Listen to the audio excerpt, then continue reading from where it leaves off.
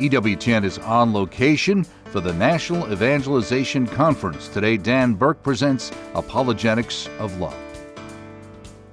Okay, now, our speaker this morning, Dan Burke, is the Executive Director of EWTN's National Catholic Register.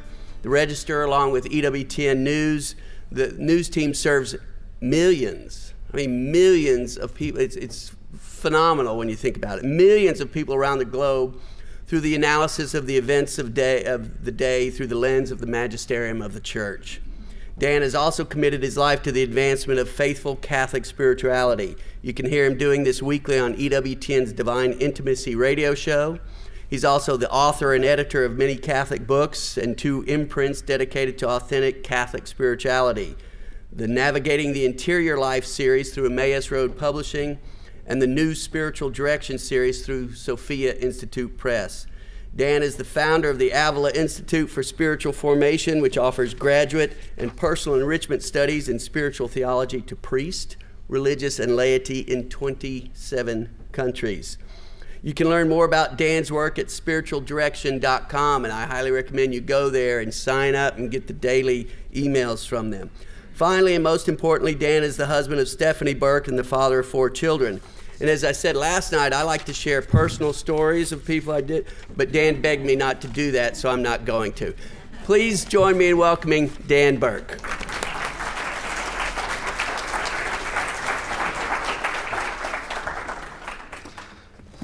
Well, it's great to be with you here in Birmingham. It was a long drive for me, about 20 minutes. So I'm very happy to not be flying around to speak, which I love to do, but I'm getting to be an old man, so travel takes its toll. But today I'm going to be talking to you, this morning I'm going to be talking to you about apologetics of extraordinary love. And the key phrase that I'll repeat, and I want you to remember, and it's in fact maybe the only thing I care that you remember out of this talk, is that love builds a bridge over which truth can pass. Love builds a bridge over which truth can pass. I want to share with you a little bit about my background and where I came from, and then my conversion. I'm Jewish by birth and came to Christ in my 20s. But the first time somebody heard about my conversion, just in a private conversation, they said, "Oh, well, you have to start talking about this." And I said, "Well, sure. I'm happy to do that." I gave a talk at my parish in Colorado Springs. And but there was something wrong, because when I gave the talk, it was all about my own intellectual journey.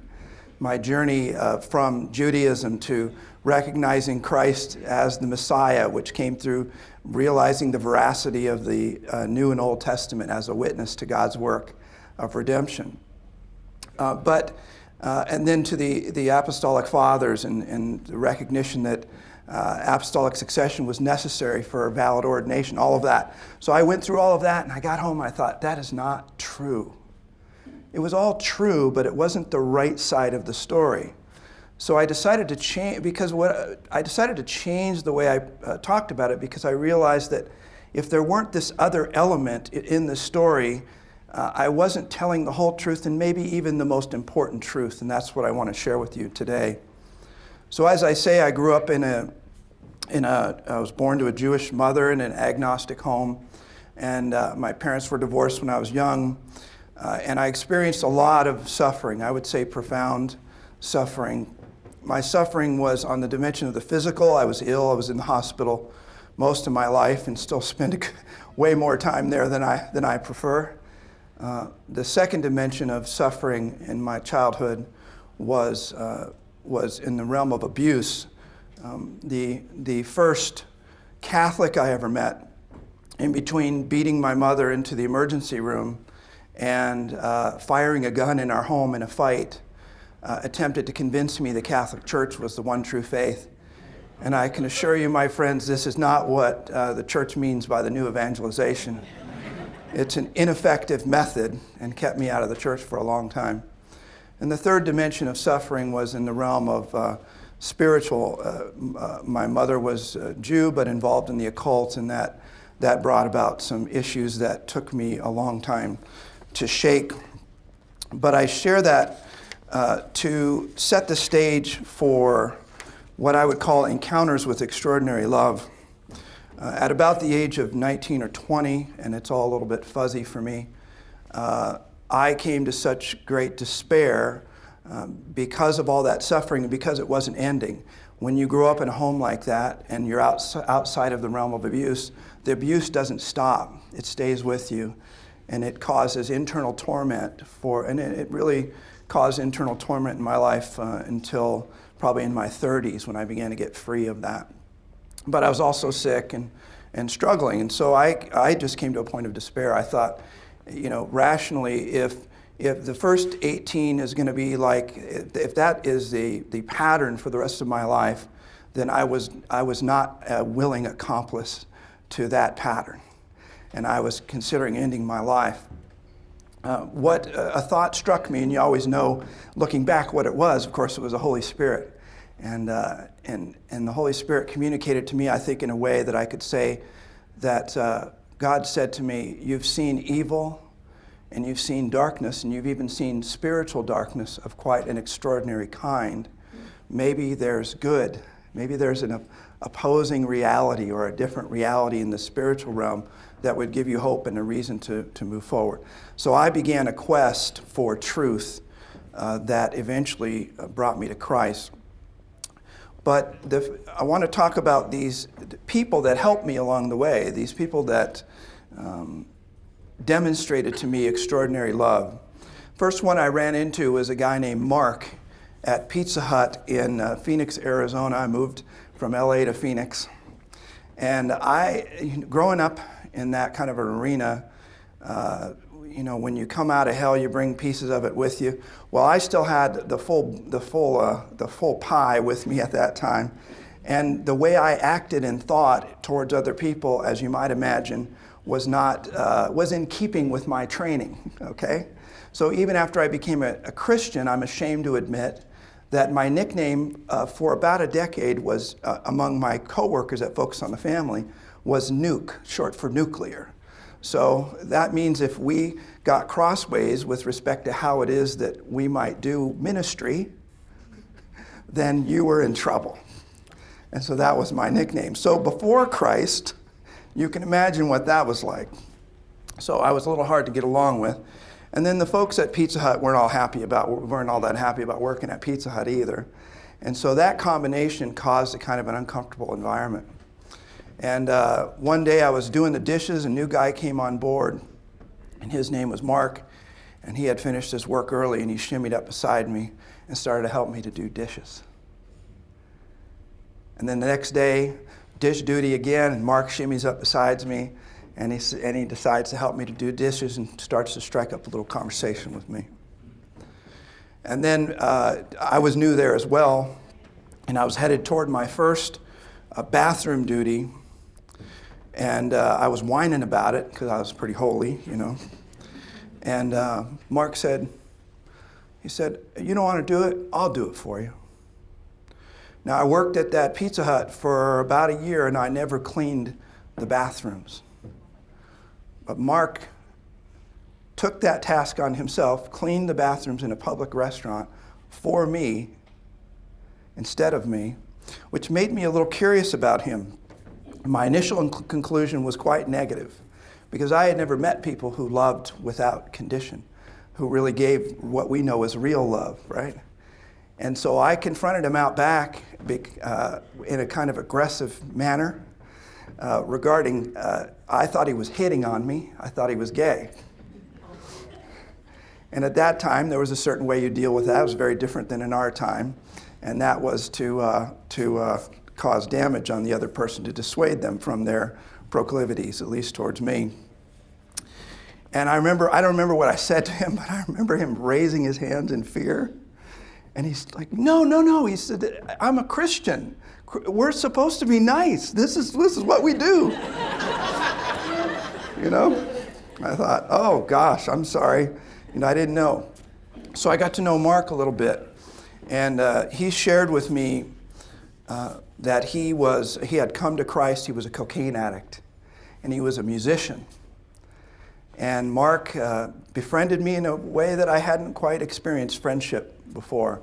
All of my prior friendships were participations in destruction of some kind. of some kind, other people's property, our own bodies, whatever. And Mark was wanting to get together and study the Bible, that sort of thing. And I was moved by his testimony, but probably more moved by his self-giving love to me and his acceptance of me and his interest in me. Now, when he said, "Hey, you want to get together and study the Bible?" I said, that's kind of gay. I don't need to be talking to another dude about how I feel about anything, right? So I didn't want to do that either. Now, I'm speaking about the way I thought back then. That doesn't represent how I think now. But Mark had a huge impact on me, and he was the first encounter with extraordinary love. And the key to think about with how he encountered is that he didn't preach to me. He didn't tell me I was wrong. He didn't even tell me I'm a sinner, which is okay to do at the right time. But what he did is he told me he was a sinner, and he told me the reason that he was giving his love to me. He told me about his own failings, and he told me what God had done for him. Now, he tried to get me to go to church, and I remember going to one service one time and bailing pretty quick because the vibe I gave off wasn't just nobody wanted to be around me at that time. And so, but I didn't understand it, and what I just felt was rejection because I wasn't, clean cut. I still am not, but I wasn't like the other folks around me in that situation. But he had a very big impact on me. Later on, I moved back from Phoenix, and I went through a period of self-reflection. I actually think Mark was the answer to a cry out to God to show me the way, but I didn't quite get all the way there. I moved back to California, and I worked for my dad's company in L.A., and if you work anywhere in L.A., that means you spend several hours a day on the freeways. And so I was bored, and I was searching, and I'm trying to find answers. So I started listening to evangelical radio. I don't know, how many of you have heard of Chuck Swindoll? Okay, just about everybody's heard of him. How about Dr. Walter Martin? Well, one of the great things about Walter Martin is Walter was kind of a jerk. He was very direct and straightforward, which I could relate to, kind of like John Martinoni. I'm sorry. I meant to say it like John's very direct. I didn't mean to say John's a jerk. Sorry, John. But what I loved about Walter Martin was that he didn't pull any punches, and he always gave you very clear reasons, very rational, and he would give you the different views on scriptural interpretation, and he would say, and I believe this one, and this one's why. And I kind of like that. And one day he let it slip that he was a Southern Baptist. So I thought, well, maybe it's time I go check these Baptist people out. And so I just went in the Yellow Pages and kind of figured out, well, this is where I live. This is the shortest distance to a Southern Baptist church, so that must be the one I should go look at. Glen Memorial Baptist Church in Covina, California. Just a beautiful side note, I went to visit my sister's grave a few years ago during, what was the year, Pope Benedict, I think it was the year of faith, where you get an indulgence for going back to your place of baptism, I think it was. And then I went there and prayed my baptismal prayers. The church is now a Chinese church, so it's funny. I was walking down the street and I was kind of looking at it from a distance and just thinking about what God had done for me there. And they were inviting me in. And they were obviously first generation Chinese because they were saying, we have English, So, and it was just the cutest thing. I said, no, I've already been to Mass, I'm good. But I went around the back and right behind the font where I was baptized and renewed my baptismal vows. And but in that church, before I tell you that, so Baptists are all supposed to sit in the back, right? Do we have any Baptists in here with us? No Baptists? Well, you ever heard of the term back row Baptist, right? Well, I didn't know it then, but I thought, well, I'm going to sit in the back to hide out because surely this whole thing is going to fill up, and there should have been back row Baptists in this church. But I sat in the back left-hand side, and then the church, all the people came in for the service, and so there was me and 20 empty rows and 5 full rows right up in front. Totally inconspicuous. I was hiding out really well. But anyway, after the service, the preacher, his name was Les, came up to me and said, do you know what's going to happen to you when you go to heaven and that sort of thing. Steve Dawson would have been proud of him. He did a good job. And I didn't, really even understand what he was saying, though, which is an interesting point to consider. I didn't understand the words of redemption. I didn't understand what salvation was. I didn't understand judgment, So he was speaking a foreign language to me, but I thought I'll listen to that. Now that's more common in our culture than ever before. I was on an airplane on the way back from Aspen where I gave a talk this past week, and there was a guy sitting next to me. He was about 35, kind of skateboarder looking guy, and he was a production guy, and he was here in Birmingham to do some production on a BMX race and whatever. And he'd never been to church in his life, and his parents had never been to church in their life. And so I'm thinking, what can I say to drop something that might make him think? And the only thing I could come up with in our conversation that wouldn't be weird, is he said, I don't go to church, and he noticed what I was reading and what I was writing on my laptop. He said, I don't mean to be offensive. I said, look, I work in the news. You can't offend me. But anyway, and I dropped a little idea about hell to him. I said, if you're wrong at the end in your choice, there's an eternal reality of heaven or hell. Now he was convinced, he was agnostic, not atheist. So he said, well, I think I'm good. I'm going to go to heaven. I said, well, okay, whatever, So we parted ways. But at Glen Memorial Baptist Church, the second encounter with extraordinary love, Les recognized that I was very sincere, and he said, hey, you know what? He said, why don't we get together and talk a little bit? And I can come over on Thursday night. Would you like to do that? And I said, sure. He brought a book with me called Evidence That Demands a Verdict by Josh McDowell. Anybody heard of that text? It is a fantastic text for exploring the veracity of the Old and New Testament, the reliability of those documents to the testimony that they offer.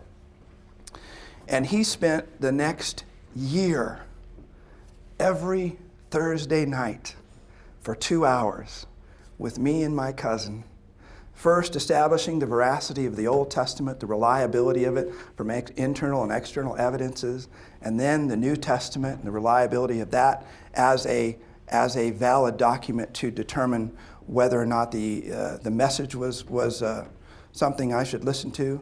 And then the kicker was that he began to show me the prophecies fulfilled, the prophecies in the Old Testament of Christ fulfilled in the New Testament, how Jesus was the Messiah and how he came to die on our behalf and save us. And so that's when I bent my knee.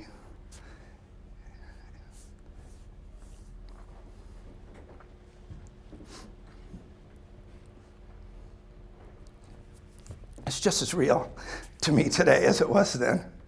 It never fades. It's amazing. I talk about it pretty regularly in a different kind of context. And it's so real. I mean, it is real. I came to Christ. My life was changed forever. It took a while to clean up all the mess, but some of the messes Jesus cleaned up just like that, which was very cool because he wanted to make himself known to me in a very tangible way. And there are certain things that just disappeared out of my life, certain sins, certain proclivities, but then the rest of the mess took me another 20 years. The unfortunate part of this church, so that was the beautiful part, was that they were very anti-Catholic. And so as you might imagine, their anti-Catholic sentiments fit well within the grooves of my wounds from my childhood. And I figured out that all of you guys are heretics and Mary worshipers, and you're all sending people to hell. You didn't know that, did you? You ever heard anybody tell you that? So I was well indoctrinated into the evil of Catholicism, and it took a long time to unravel. The beginning of that unraveling began in my next encounter with extraordinary love. I became, of course, a Christian. I went and I thought, well, I want to give my life away to the church because my life changed so dramatically. And so I started listening to Dr. James Dawson on the radio. How many of you ever heard of him? Y'all know, do you know of a children's show called Adventures in Odyssey? Okay, so my closest friend is the producer of that, created that. And he eventually converted to Catholicism, but we work together at Focus on the Family. His name's Paul McCusker. Now he's working for the Augustine Institute. It's really fascinating. But while I was at Focus on the Family, I came to my third encounter with extraordinary love, and her name was Phyllis. Now, Phyllis was a lousy apologist. The way I know that is because I had a hatred for Catholicism. And you remember my nickname, right? It was still there at that time.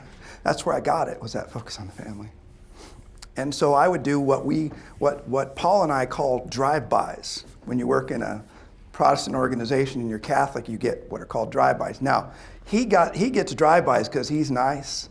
When I was there, I never got drive-bys, but I gave them, to the one Catholic that was in the place. But after I converted, I never got him, and he did, but that's just kind of a humorous aside. But so I would just tell her, you're a Mary worshiper. I saw her as a wolf in sheep's clothing. I believe that she lied when she signed the statement of faith. I believe she was not authentic in her beliefs. And I believe that any exposure she had to other Christians would likely damage them and potentially send them to hell. And so I was not kind to Phyllis at every possible opportunity. Phyllis, after a few years, never tired of engaging me anyway. She was always responded with kindness. She always, instead of recoiling when I would say those things, she would always move in closer and ask me questions. And she would say, well, you want to go to the cafeteria and talk about that? And like I said, she was a lousy apologist, so I don't remember a single argument she ever gave. Then Phyllis was quitting, and there was a party for her, and I was still very negative in my feelings to her at that time. So we worked in one overall department, and I was in this little department here, and she was in this department here. So they're doing this big party thing, and somebody comes back and says, hey, Phyllis wants you to come to the party. I don't know if I'm going to get through this one either. And I'm thinking, I don't want to have any part of this. I got work to do. They said, no, you have to come. So I came into the room, and it was a room filled with about half the size of you guys, and there was high stools, or 5 stools sitting up in front, facing just like this. And I'm just thinking, what is going on here? So she put me in the first stool, and then there were 4 other people in the subsequent stools.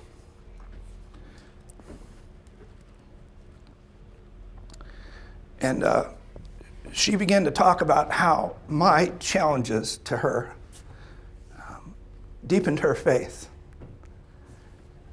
And then she took off my shoes, and she washed my feet.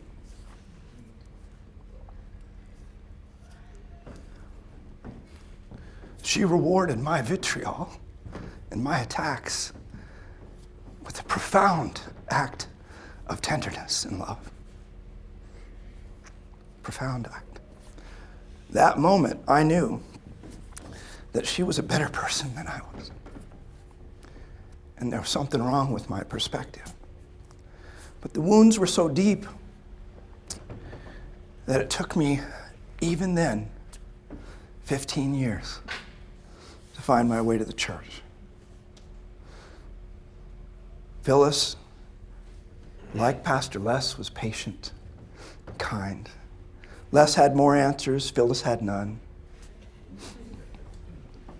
But both were patient and kind and befriended me, or tried to show me the way.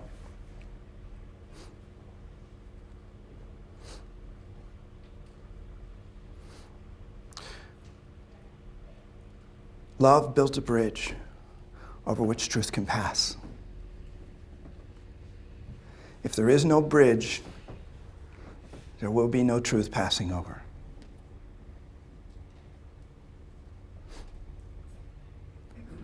Fourth encounter with extraordinary love. As by this time I'm reading through church history and keep going deeper and deeper, and I end up in the Apostolic Fathers in a very funny way. You can hear it on EWTN's Journey Home. I've been on there a couple times. But I came to the conclusion that apostolic succession was necessary for valid orders to offer the sacraments. And there were three bodies that claimed apostolic succession. One was the Orthodox, which I explored through auditing Orthodox seminary courses, and they loved Mary a lot, and that kind of freaked me out. So I kind of, I just couldn't get out of it. I actually tried to get over that with them, and I said, okay, let me just be objective and just hear what they're saying, and it didn't work. I was still too deep in my biases. And then the second was Catholicism, and there's no way I'm going to become Catholic. And the third was Anglicanism. So I began to study historic Anglicanism, and really was moved by, I was also Calvinist at the time theologically, if that means anything to you, like Dr. Hahn, similar road, Dr. David Anders. And the Anglican tradition married an ancient ecclesiology with a soteriology that I could stomach. So that is a Calvinistic view of how one is saved. So I was going to a seminary in North Carolina. I lived in Colorado, and I had to go back and forth.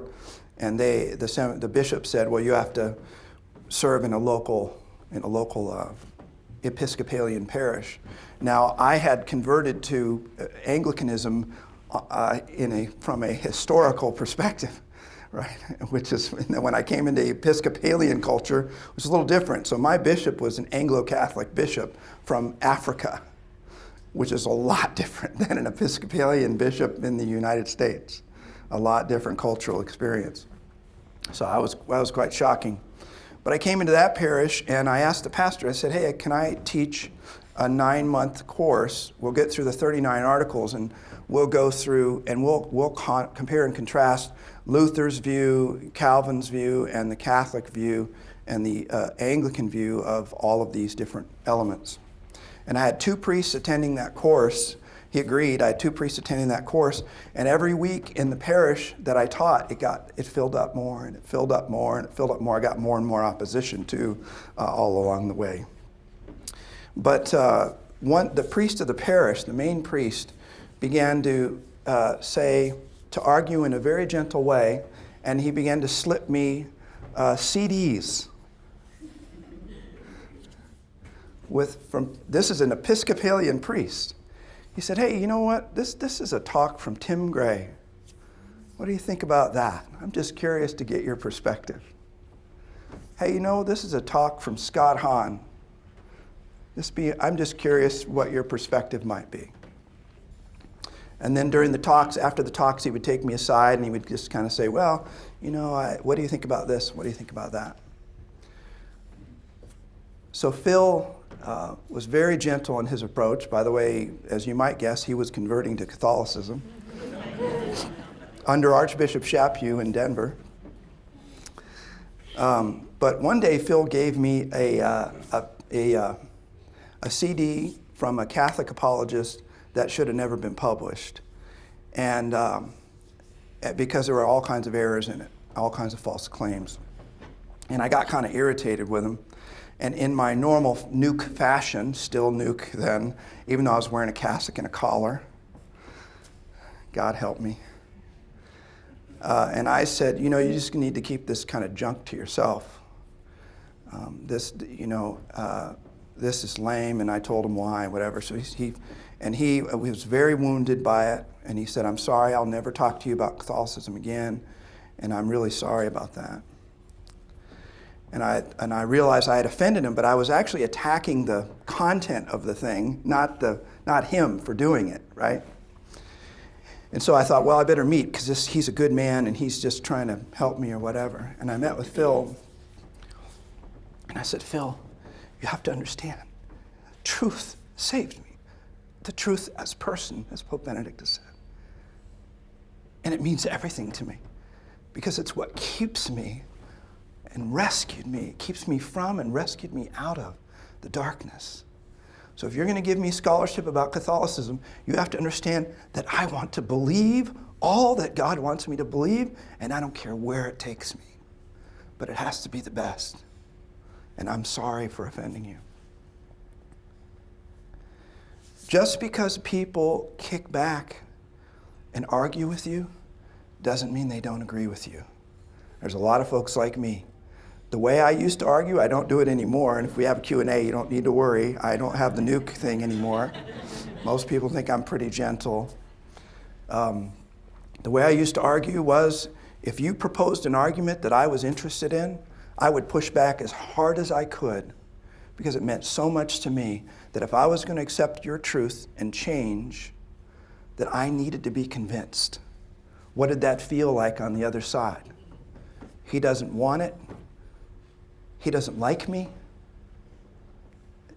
It's not always true, folks. Sometimes the most broken people are desperate for the truth. And they need you to wade through all the junk that they bring to the table relationally, intellectually, and spiritually, and to put up with it like Phil did. That fourth encounter with extraordinary love. Love builds a bridge over which truth can pass.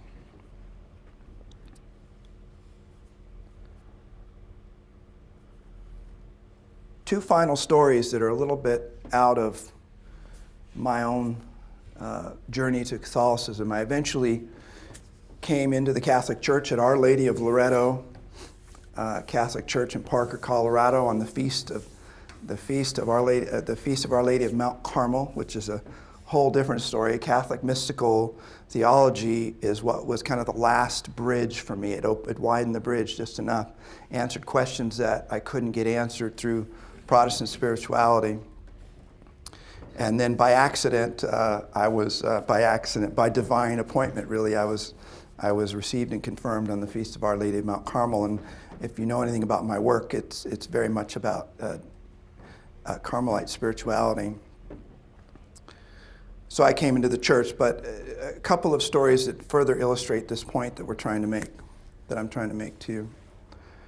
My wife, who's sitting here with us today, actually made a priest break down and cry in the middle of a completely filled large parish event.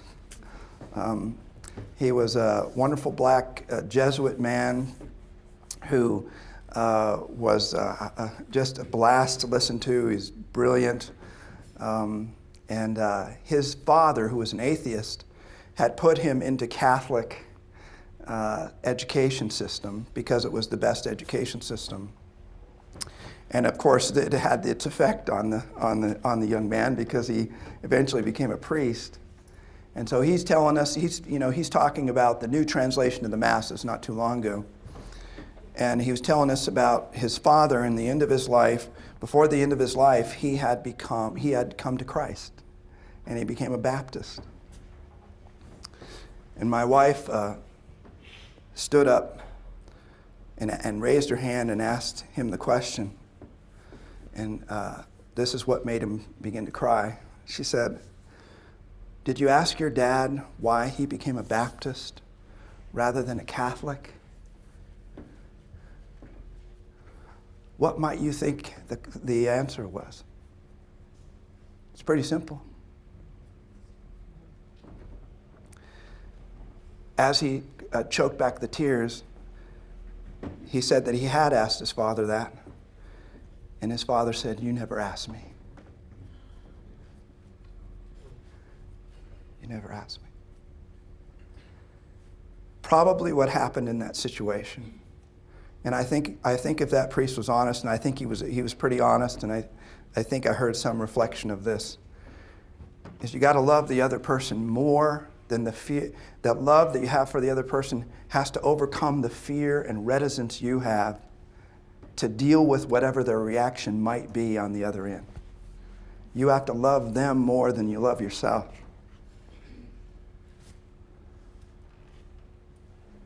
The sad part is, I think his son built a bridge, but he was too scared to push the truth across. And he mourns over it. The last story I want to tell you is about my stepfather, Mel. Another one that's a little hard for me to get through. So my mother married my biological father. They divorced when I was young just to make life fun for us kids. And then she remarried that dangerous guy, and they got divorced. And then my mother got it right the third time.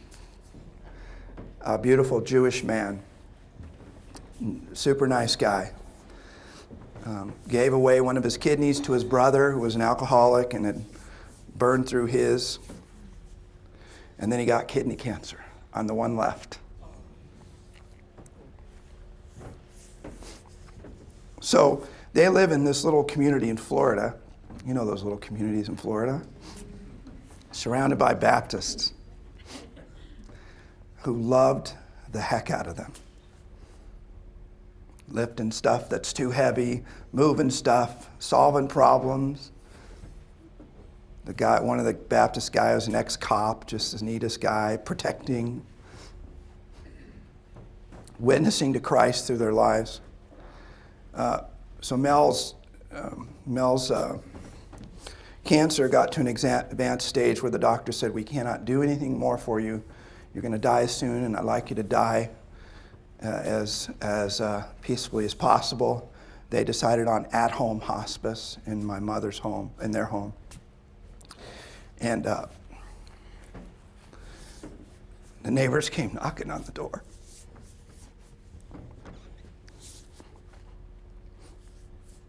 And said, we need to talk to Mel. My mom said, what about? We'd like to share the gospel with him. He waved him in. Jewish guy. Jewish all of his life. Agnostic, really. Practicing. Sounds weird, but it's normal. It's called Reform Judaism. So they went back and shared the gospel with him. As they're leaving, after they left, my mom said, why the hell did you let him do that? And he said, they earned it. They earned it. They've been good to us. It's right to give them the opportunity to tell me about what's most important, because that's an act of love on their part. And it would be an injustice for me not to let them share. I do not know what happened in his soul, but I do know that those Baptists built a bridge of love. That this man who never had any inclination to Christ or Christianity welcomed to his ears, to his hearing. I think a lot of times we want to preach the gospel. We want the quick formula. We want the one thing we can say, the stinger that'll just convince them all. Friends, it just doesn't work that way. If you want to make a difference in evangelism, you want to bring people to Christ and closer to Christ, if you're not willing to lay your life down to build that bridge, you are wasting your time. But if you're willing to lay your life down, if you're willing to finish your work early so you can help that other person and spend time with them, if you're willing to risk being rejected,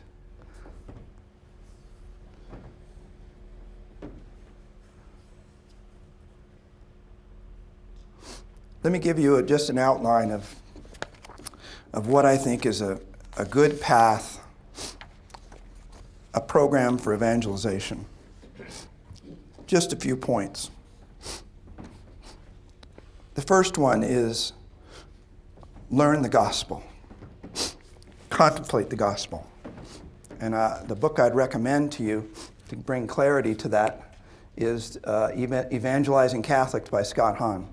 And I'm sorry if you didn't buy it yesterday. I should have recommended it yet, but I wasn't talking, so it wouldn't have mattered. It has I read it this morning, and in the back side, or in the last part of the book, it has a great framework for how you can communicate the gospel. And the way that I would communicate the gospel in a Catholic context is just 4 simple ideas. That we were created in love. We were broken but still loved.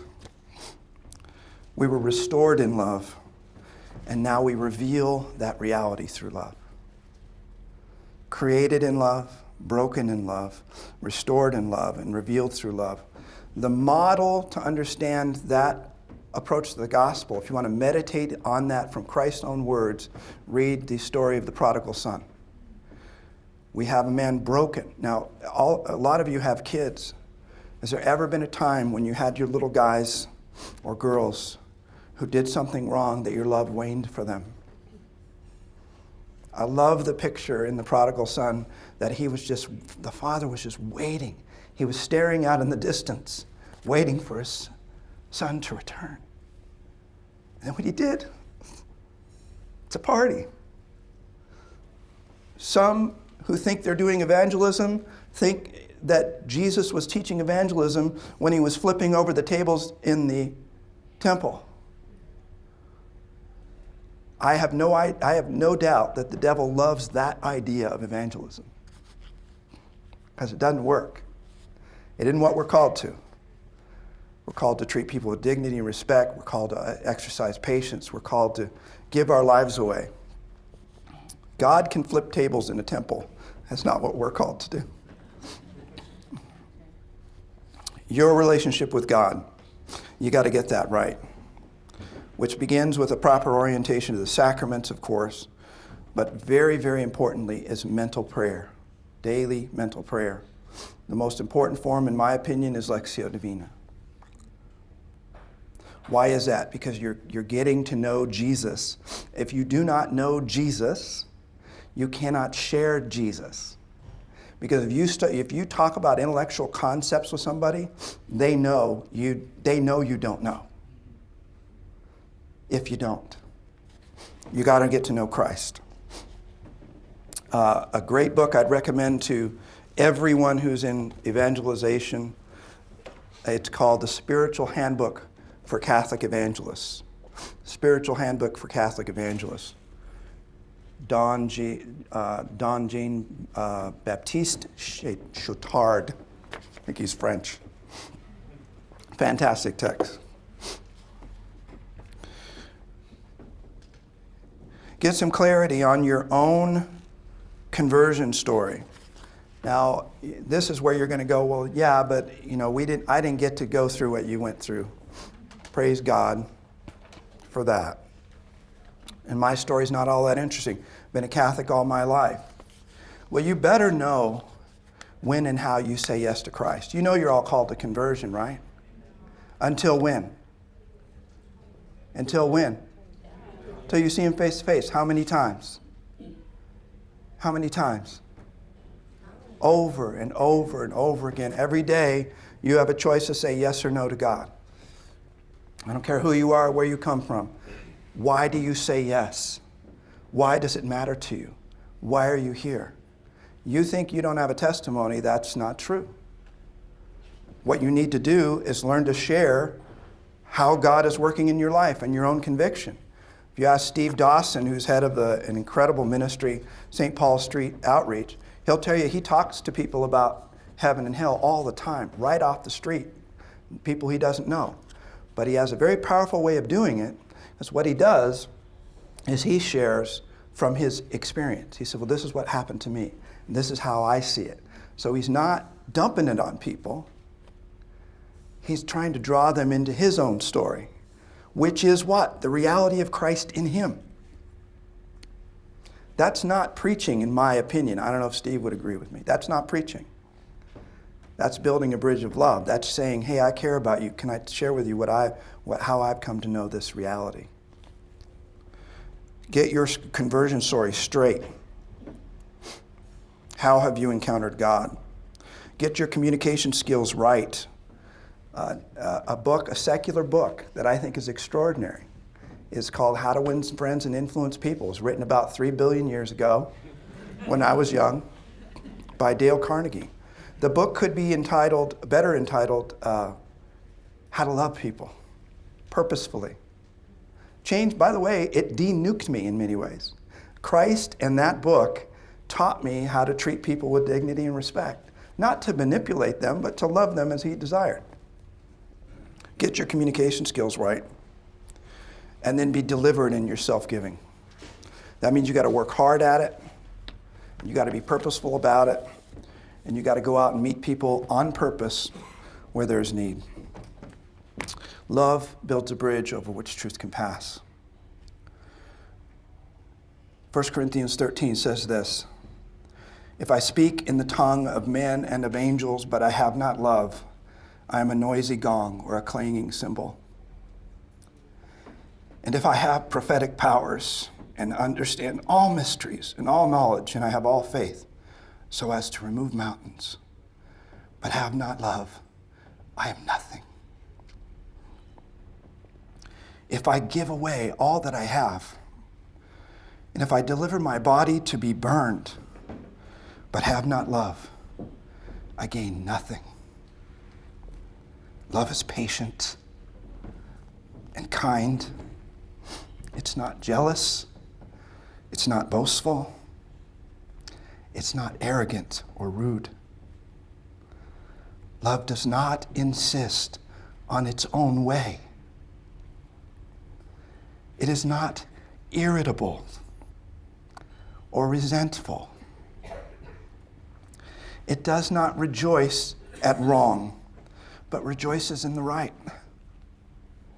Love bears all things, believes all things, hopes all things, endures all things. Love never ends. As for prophecies, they will pass away. As for tongues, they will cease. As for knowledge, it will pass away, for our knowledge is imperfect, and our prophecy is imperfect. But when the perfect comes, the imperfect will pass away. When I was a child, I spoke like a child, I thought like a child, and I reasoned like a child. When I became a man, I gave up childish ways.